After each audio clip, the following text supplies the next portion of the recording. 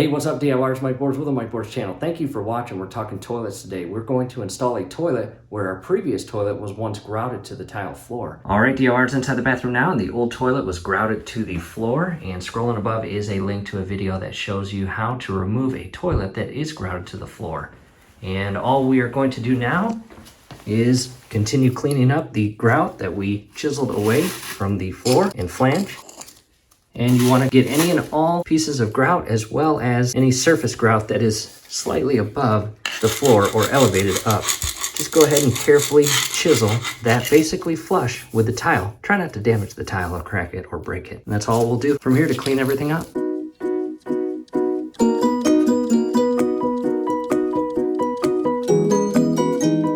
All right, DIYers, all cleaned up. Let's go grab the new toilet. Here's the new toilet in the box. It is a Kohler brand, and here is some information on it. It is an elongated toilet. Let's go and open it. Toilet bowl and base inside the bathroom. I am going to perform a dry run. Basically shift this toilet in place over the flange and verify it clears the wall and does not interfere with the valve. And I recommend doing this because the last thing you want to do is get the wax ring installed and shift this in place only to find out that it does not clear the gap from the wall to the flange. Toilet is in place on the flange, and this is why it is extremely important to do a dry run. In our case, the flange is above the floor, and check this out. That is an issue. Notice the gap in between the back portion of the toilet and the floor. And if I put the level on this, the front portion is very low and I would have to raise it basically about a ½ inch. And that's not good. Let me take the toilet off the flange and show you what I'm talking about. Toilet is off the flange, and here is what I'm talking about. You can see there is a significant gap in between the floor or the tile and the flange itself. And old toilets actually have the clearance, but the new toilets, in most cases, they don't. There's not much clearance. So what we are going to have to do is remove this flange and install a new one, and we will actually have to cut it off. And after removing this flange, we'll actually have to cut the top portion of the inner pipe down so a new flange can rest flush with the floor. However, we are not going to bore you with that in this video. We are going to post that link above as well as down below in the comment section as well as the description section, and it will show you the steps on how to address a flange that is above the floor. So in the event that you run into this, definitely check out that link and then come right back here and we'll continue the project. DIYers, here it is, the finished product. We removed the old flange and installed a brand new flange, as you can see here. Again, definitely check that video out. It will be helpful in the event that you're running into the same problem. However, let's continue right where we left off. Time to pull out the wax ring and install it on the underside of the toilet. And inside here, you've got a center little piece of plastic. Just pop that out. And you are going to carefully push on the inside and pull your entire wax ring up and out.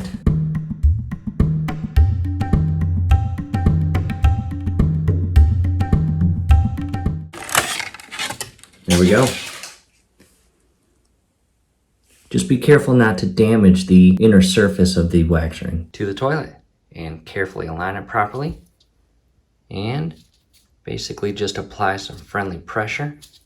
This is plastic right here. As you push this and apply that pressure, do not crack this portion here, but you want it pressed onto that toilet, so when you flip the toilet upright, the wax ring is not going to fall off as you shift the toilet into place and over the flange. And as you can see, the wax ring is not encroaching on the holes that the Johnny bolts go through. Next, I got a tape measure measuring 12 inches or 1 foot back from the wall. I've got the Johnny bolt. It does have a T-shaped head. Shift that down into the flange, and I'm going to align it at the 1 foot mark, and I will insert the second one at the 9 o'clock. Once you get those in place, these little plastic washers, you just push down flush with the flange, and it helps lock the Johnny bolts in place to alleviate them shifting or moving as you bring the toilet in position and rest it on this flange. Both Johnny bolts are secured with the plastic washers. Make sure before you rest the toilet in place on the flange, pull any and all rags or paper towels that you use to plug that plumbing and not allow any of the sewer gases up into the room.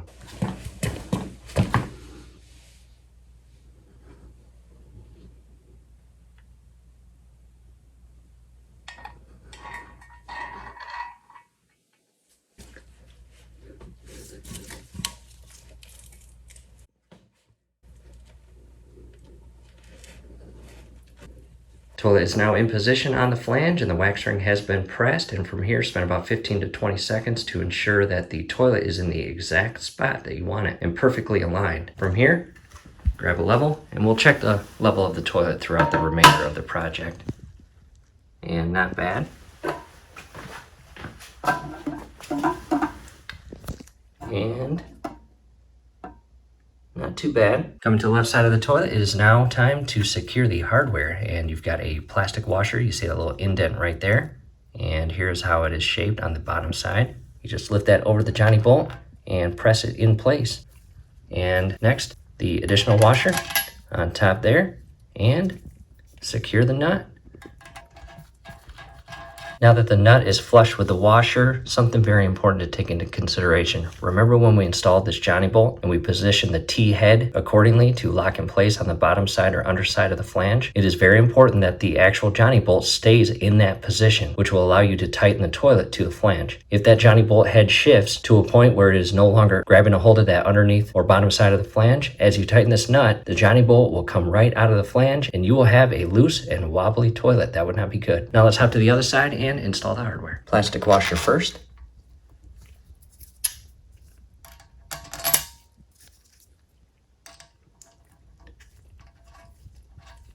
Next, what we'll do, grab our adjustable wrench, and I'm going to turn 5 times on the nut and hop to the opposite side. To the left side of the toilet and 5 turns.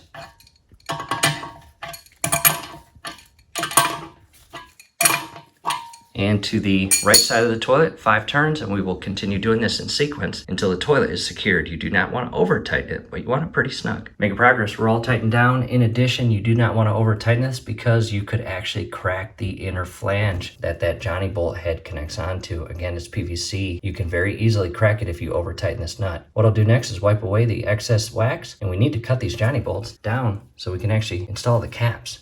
As you can see, won't fit until we cut it. When it comes time to cut, all I'm using is this $5 saw from my local Ace Hardware. I'm going to come up about 1/4 inch from the nut and begin sawing. And just be careful as you do this. You don't want to scratch your toilet. And if your Johnny bolt has an indent within the thread, that's basically the manufacturer cut point. So I'd focus on that too.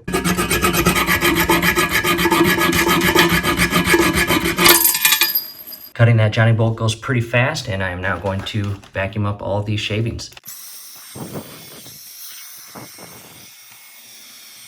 After you vacuum and clean everything up, grab your cap, rest it on the plastic washer, press it in place until it clicks and locks. That's the finished product. Now to the opposite side. Opposite side is complete. Now it's time to go grab the tank. Here's the tank, and it's got 3 studs on the very bottom as well as a rubber seal. And those are the 3 holes for the studs. I wipe that clean with a towel, and we will align that properly and secure it with the hardware. Tank is now rested in place, and just ensure that the rubber gasket or seal is properly aligned, as well as the studs come through the proper holes. As far as our hardware, it is a 7/16 nut. And in the event that your stud is not coming through the toilet, come up top, and you can actually gently press these little rubber gaskets down, which ultimately will push that threaded stud further down so you can actually get a nut washer on it and tighten it. All I'm doing first is installing the washer and nut and hand tightening all 3. And then I'm going to tighten them in sequence again to properly seat the rubber seals and keep the tank level. After you hand tighten them, grab your socket and ratchet and carefully continue tightening each nut in sequence. And as you do that, you can see the inner rubber seals begin to compress and create that watertight seal. After securing the tank, go ahead and check that it's level. In front of me now is a 12-inch line and a 9-inch line. The original toilet that was in this position had a 12-inch line. I'm hoping to use the 9, but I'm going to see which one works better. So I ran a test run with the 9-inch. Unfortunately, it's not going to work. And hopefully you have a water line that's coming out of your floor. However, we've got one coming out of the wall because this is a basement concrete floor. And it makes it a little tougher to get that water line in place and pick the proper one. And the previous one was looped, and again, a 12-inch. I'm going to screw on this portion. Inside here is a rubber gasket, and it will create that watertight seal on that thread. Do your best not to cross thread this and hand tighten it first, and then you can grab your adjustable wrench and tighten it in place. Do not over tighten it. Water valve side secured, and inside here is an additional rubber gasket, and this is plastic thread. Align it properly and screw it in. Do not over tighten it, but you want to create that watertight seal. After securing both sides of the water line, now it's time to install the seat. And in our case, the toilet did come with a seat, and when you are out toilet shopping, just take a look at the box and ensure that the toilet comes with a seat. If it doesn't, you have to purchase a seat separately. Toilet seat is out, there's the hardware, and we're going to basically pop these little caps, come up to the base portion here, and just flip them up. And you'll do that for both. From here, insert a washer in each of the holes, and a bolt.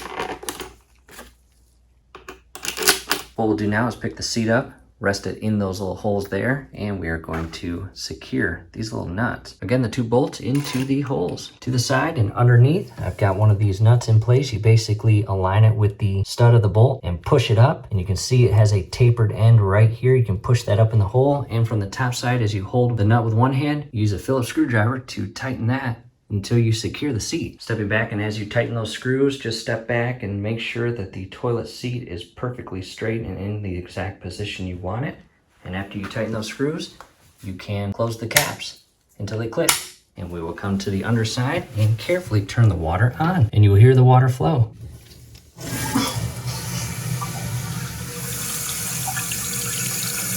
And it is going to fill up.